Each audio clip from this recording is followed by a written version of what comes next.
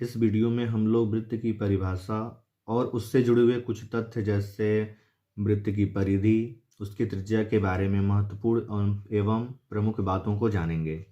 सबसे पहले वृत्त की परिभाषा देखते हैं।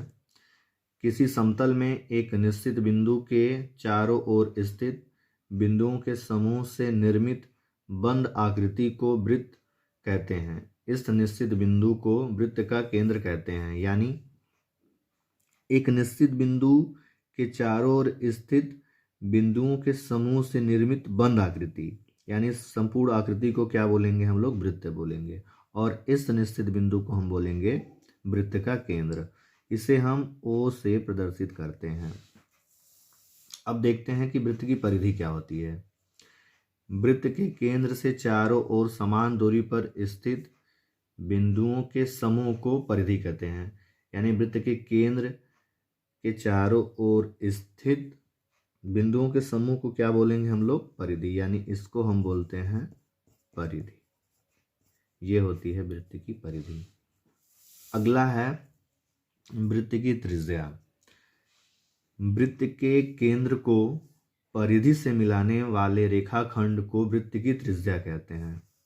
यानी वृत्त की परिधि से केंद्र को मिलाने वाला रेखाखंड, तो ये वृत्त की परिधि है और ये वृत्त का केंद्र O है।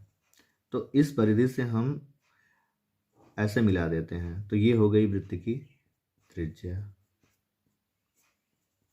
यहाँ पे भी यदि हम इस परिधि को इस केंद्र से मिलाते हैं तो ये हो जाएगी वृत्त की त्रिज्या। अगर से यहाँ पे भी इस परिधि को हम केंद्र से मिलाएंगे तो ये भी हो जाएगी त्रिज्या वृत्त की। अब हम जान लेते हैं कुछ खास बातें या प्रमुख बातें एक त्रिज्या के बारे में। पहली बात जो है, किसी वृत्त में त्रिज्या की संख्या अनगिनत या अनंत होती है। मतलब किसी भी वृत्त में जो त्रिज्याएं होंगी उनकी संख्या अनंत होगी। अब जैसे इसी वृत्त में देख लेते हैं, ये वृत्त का केंद्र O है और इस परिधि पे हम इसको मिलाते हैं तो ये वृत्त की त्रिज्या हो गई। यहाँ मिलाएंगे तो ये भी हो जाएगी, ये भी वृत्त की त्रिज्या हो जाएगी और ये भी हो जाएगी, ये भी हो जाएगी। ऐसे हम अनंत त्रिज्याएं एक वृत्त की खींच सकते हैं। अगला देखते हैं, वृत्त की प्रत्येक त्रिज्या की लंबाई बराबर होती है।